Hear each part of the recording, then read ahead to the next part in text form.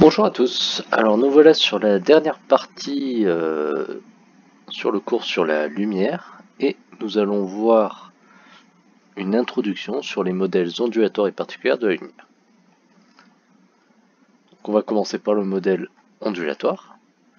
Donc la lumière visible, les rayons X, les ondes radio, les micro-ondes, le Wi-Fi, les ondes téléphoniques, etc. sont des ondes électromagnétiques. Elles sont toutes la même nature. Donc, comme une onde mécanique que vous avez vu dans un des chapitres précédents, ces ondes transportent de l'énergie, elles transfèrent de l'énergie d'un point A vers un point B.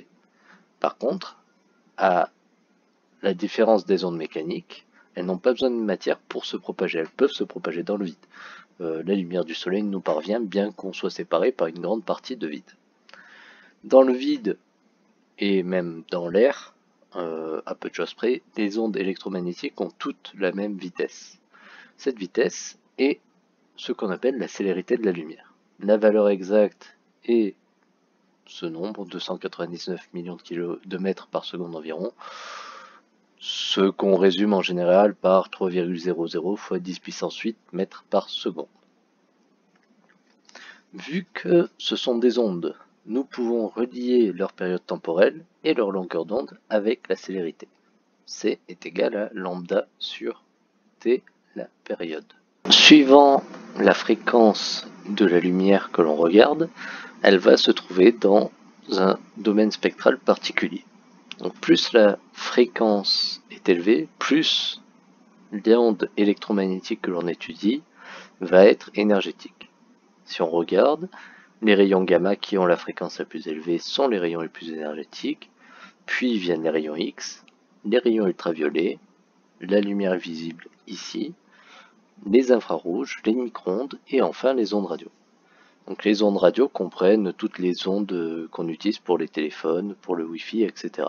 Ce qu'on peut voir, c'est que la lumière visible finalement est une zone très restreinte de tout ce qui peut exister en termes d'ondes électromagnétiques. On va voir maintenant le modèle particulaire et notamment la notion de photon. Alors ce qu'il faut savoir, c'est que le modèle particulaire de la lumière, il a été dominant jusqu'au XVIIe siècle, et parce qu'on a fait des expériences d'interférence et de diffraction, c'est le modèle ondulatoire qui est devenu dominant. Par contre, le modèle ondulatoire supposait que l'énergie de la lumière dépendait uniquement de l'intensité et non pas de la fréquence. Et ce modèle ne permettait pas d'expliquer pourquoi certaines expériences de chimie avaient besoin de lumière de certaines couleurs pour se produire. Donc ce qu'il faut bien retenir d'ailleurs, c'est que une longueur d'onde égale une couleur. Du coup, pour certaines expériences de chimie, il fallait envoyer une certaine couleur, une certaine longueur d'onde, et le modèle ondulatoire ne permet pas d'expliquer ça, tandis que le modèle particulaire, on va voir que si.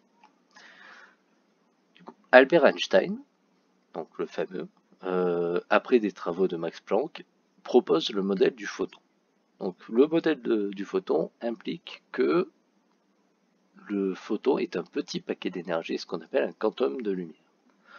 Si on veut, on peut rapprocher ça d'un atome de lumière, et on caractérise ce photon par son énergie, que l'on note valeur absolue de delta E.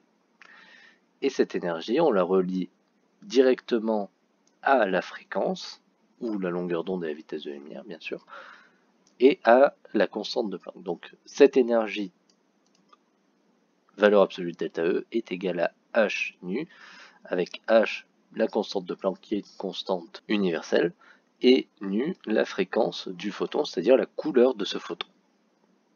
Donc, comme on l'a vu, nu peut être lié à C lambda, donc on peut utiliser aussi la formule Hc sur lambda. Les atomes sont en général dans un état stable que l'on appelle état fondamental. On peut cependant les exciter en leur fournissant de l'énergie. Par contre, pour atteindre ces états excités, il faut fournir des quantités très précises d'énergie. On dit que les niveaux d'énergie d'un atome sont quantifiés. Chaque élément a des niveaux d'énergie propres. Donc les niveaux d'énergie d'un élément, on les représente de la manière suivante. Donc ici, c'est les niveaux d'énergie du sodium.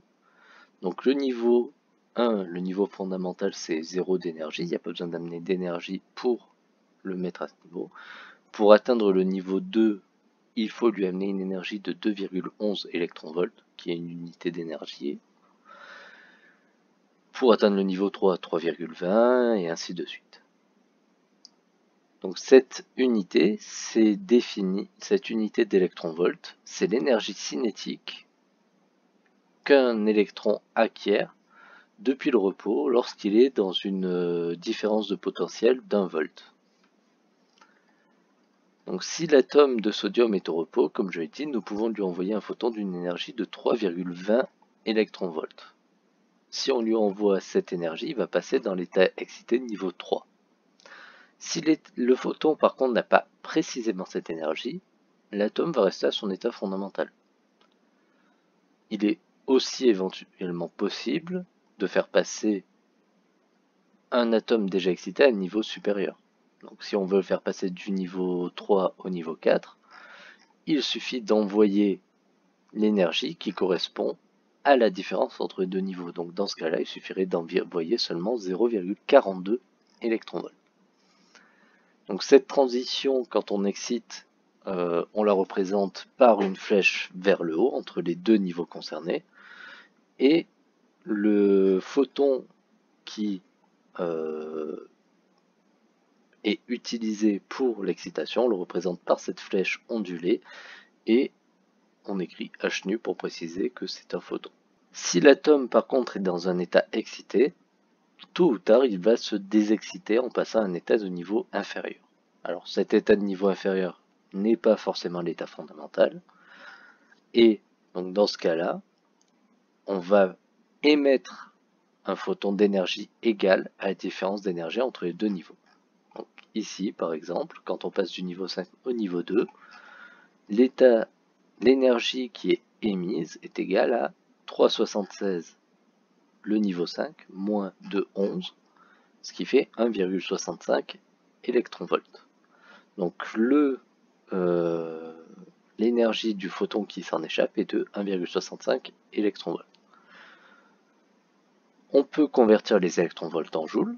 Donc 1 électronvolt est égal à 1,6 fois 10 puissance moins 19 joules. Ce que vous pourrez remarquer, c'est que cette valeur correspond en valeur absolue à la valeur de la charge d'un électron, qui est de moins 1,6 fois 10 moins 19 coulombs. Et donc l'énergie du photon en joules est de 2,6 fois 10 puissance moins 19 joules. On peut donc calculer la longueur d'onde de ce photon à l'aide de la formule ici. Donc lambda est égal à hc sur E pour simplifier. Et on trouve du 765 nanomètres. Et 765, c'est, si on regarde sur le spectre visible, on trouvera que c'est du rouge.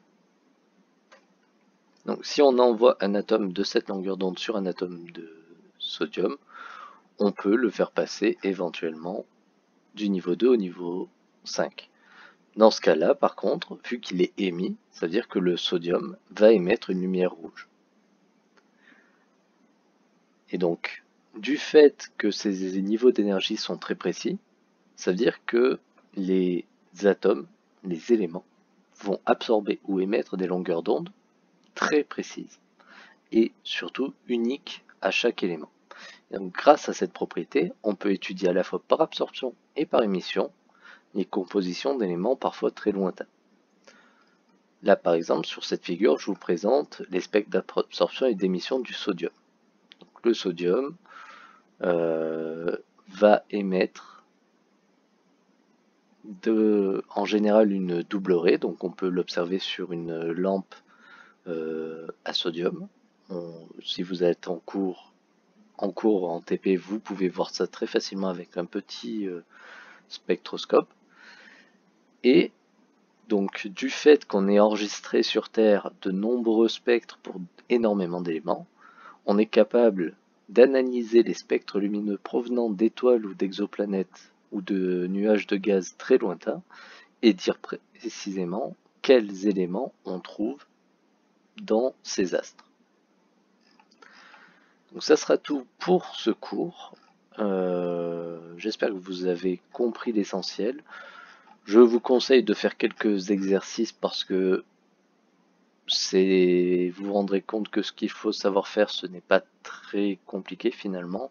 C'est essentiellement des équations à une inconnue. Si vous avez des questions, je serai ravi d'y répondre.